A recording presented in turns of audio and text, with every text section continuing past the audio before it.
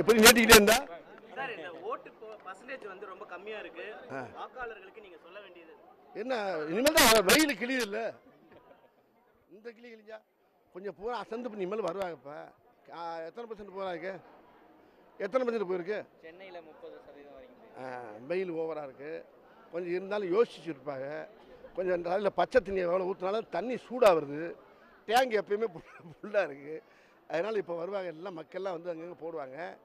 மக்கள் இப்போ ரொம்ப தெளிவாக இருக்காங்க. மக்கள் ரொம்ப தெளிவாக இருக்காங்க. ஆமாம், போன எலெக்ஷனோட இந்த எலெக்ஷனில் தெளிவாக யோசனை பண்ணி ஓட்டு போடுவாங்க.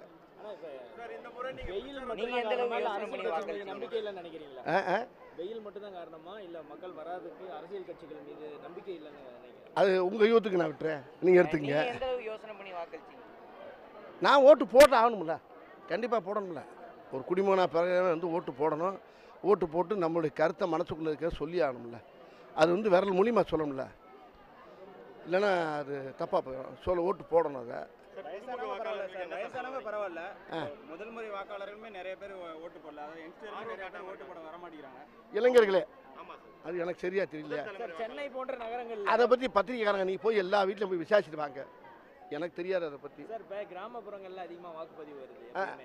சென்னை போன்ற நகரங்கள் கம்மியாக இருக்குது. இங்கே வந்து ஒரு படித்தவர்கள் அதிகமாக இருக்கக்கூடிய இடங்கள்ல கம்மியாக இருக்கிறதுங்கிறத நீங்கள் எப்படி பார்க்குறீங்க? அது என்னன்னு தெரியல. ஆனால் நேற்றை விட வெயில் ஜாஸ்தி இல்லை இன்னைக்கு.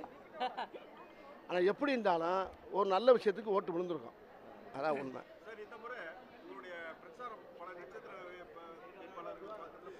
இந்த மாதிரி நான் எலெக்ஷனில் ஃபுல்லாக ஷூட்டிங் போயிட்டு இருக்கனால ஃபுல்லாக பிஸியாக இருக்கேன். அதனால் இந்த முறை நான் இந்த மாதிரி போகிறதுக்கு வாய்ப்பு இல்லை. டிஜிட்டல்னாவே எனக்கு என்னன்னு தெரியாது, அது மட்டும் தெரியும். அது வேணால் ஒரு பாட்டு பாடலாம். கண்ணாசியம் பாடினார்ல, இந்திய நாடு என் வீடு, இந்தியன் என்பது என் பேரு, எல்லா மதமும் ஓர் மதமே, எல்லார் மொழியும் ஓர் பேச்சு அப்படின்னு பண்ணார். அவ்வளோதான். நம்ம இந்தியாங்கிற சொன்னீங்கல்ல, அது மட்டும்தான். நம்ம வேற மாதிரி எடுத்து போட்டு திருச்சி கலவத்தை உண்டாட்டி விட்டு போக நாசமாக போக. உடனுக்குடன் செய்திகளை தெரிந்து கொள்ள சன் நியூஸ் பெல் ஐகானை கிளிக் பண்ணுங்க.